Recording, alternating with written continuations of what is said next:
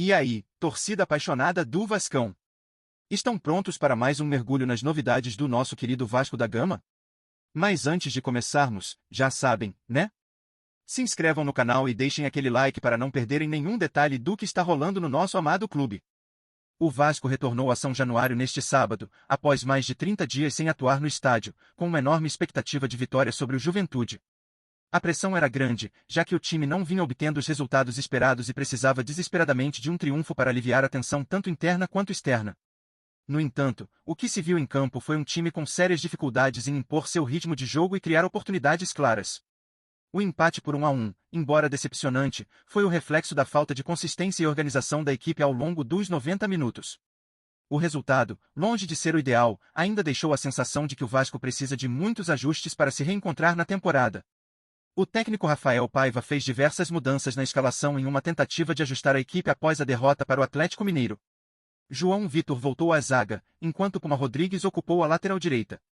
No meio-campo, Sforza, Payet e Maxime Domingues foram as novidades, com a expectativa de dar mais fluidez ao jogo e controlar a posse de bola.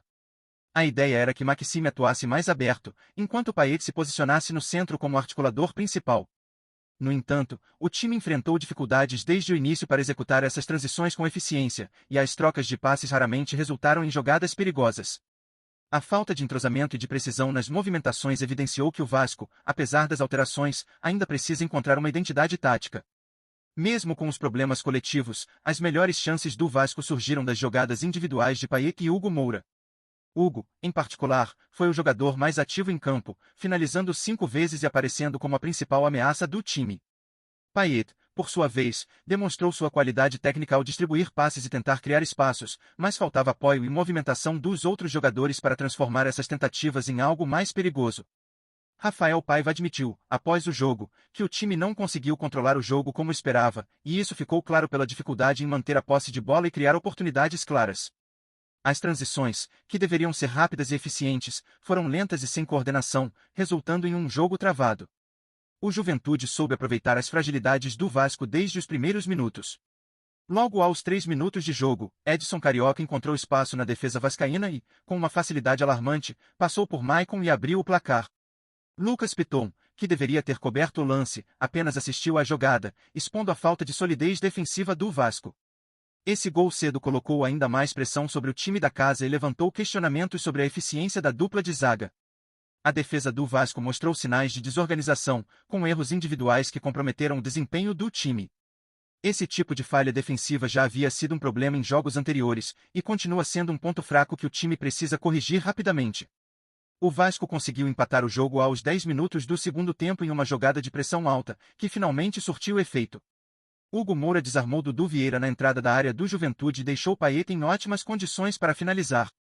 O francês mostrou sua qualidade ao driblar o marcador e marcar um belo gol, devolvendo esperança ao time da casa.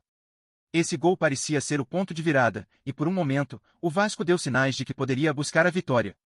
No entanto, a equipe voltou a mostrar dificuldades na criação de jogadas ofensivas após o empate. Mesmo com o gol, o time não conseguiu manter a intensidade necessária para virar o jogo e continuou cometendo erros táticos e técnicos. As substituições de Rafael Paiva no segundo tempo, como a entrada de Felipe Coutinho e Souza, não foram suficientes para melhorar o desempenho da equipe. Coutinho, que deveria ser o responsável por dar mais criatividade ao meio-campo, teve uma atuação apagada, errando passes e desperdiçando oportunidades de ataque. Sua falta de impacto no jogo foi visível, e a torcida não escondeu sua insatisfação. Para piorar, Souza, que havia acabado de entrar em campo, foi expulso aos 41 minutos após cometer uma falta desnecessária, deixando o Vasco com um jogador a menos em um momento crucial. Esse incidente acabou por dificultar ainda mais as chances de uma virada. Nos minutos finais, o Vasco foi pressionado pelo Juventude, que teve chances claras de marcar novamente. Léo Jardim, apesar das vaias da torcida por fazer cera, salvou o time com boas defesas em lances decisivos, impedindo que o adversário levasse a vitória. Mesmo com a superioridade numérica após a expulsão de Souza, o Juventude não conseguiu aproveitar suas oportunidades, e o empate permaneceu no placar até o apito final. A frustração da torcida ficou evidente, com vaias ecoando por São Januário. O empate, que inicialmente parecia decepcionante, acabou sendo um resultado aceitável diante das circunstâncias, já que o Vasco não mostrou força suficiente para buscar os 3 pontos. Agora, Rafael Paiva e sua comissão técnica têm o desafio de corrigir os erros que têm sido recorrentes nas últimas partidas.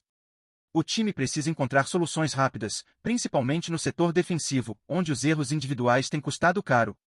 A torcida, que continua a demonstrar impaciência, espera ver uma equipe mais organizada e competitiva nas próximas rodadas. O Vasco, que tem potencial para se recuperar na temporada, precisa urgentemente encontrar uma forma de transformar essa expectativa em resultados concretos. A pressão por vitórias é grande, e o tempo para ajustes está se esgotando, fazendo com que cada jogo se torne ainda mais crucial para o futuro do time no campeonato. A torcida vascaína, sempre apaixonada e exigente, certamente tem muito a dizer sobre o jogo de ontem. Após um longo período sem atuar em São Januário, o time voltou a campo com a pressão de conseguir uma vitória crucial, mas acabou apenas com um empate. O desempenho em campo levantou muitas dúvidas sobre o rendimento coletivo da equipe, que mostrou falhas tanto na organização defensiva quanto nas transições ofensivas.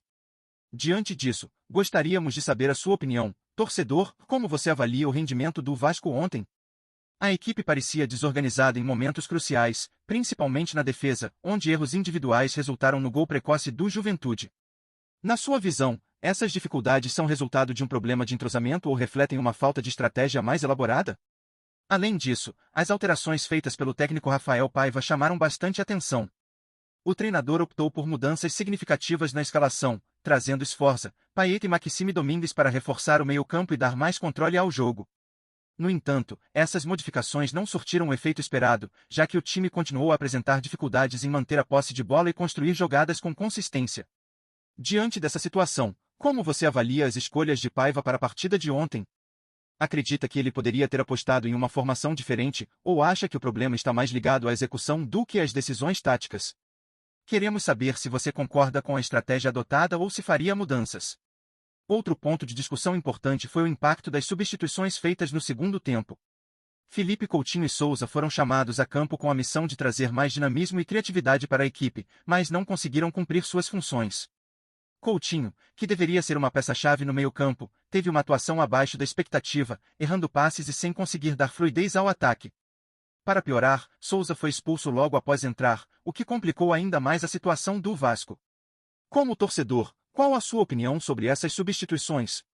Você acredita que Paiva deveria ter feito escolhas diferentes, ou considera que as opções no banco não eram suficientes para mudar o cenário da partida? Agora, queremos saber de você, torcedor, qual é sua avaliação geral do trabalho de Rafael Paiva até aqui? O empate em casa contra o Juventude certamente não era o resultado esperado, e a equipe ainda parece longe de alcançar a consistência necessária para brigar na parte de cima da tabela. O que você espera das próximas partidas e quais ajustes considera fundamentais para que o Vasco consiga reagir na temporada? Deixe seu comentário e compartilhe sua visão sobre o futuro do time, suas expectativas para as próximas rodadas e o que acredita que precisa ser mudado para que o Vasco reencontre o caminho das vitórias. A voz da torcida é essencial nesse momento decisivo. Fornecemos atualizações diárias do Vasco. Inscreva-se agora e curta para continuar recebendo notícias exclusivas.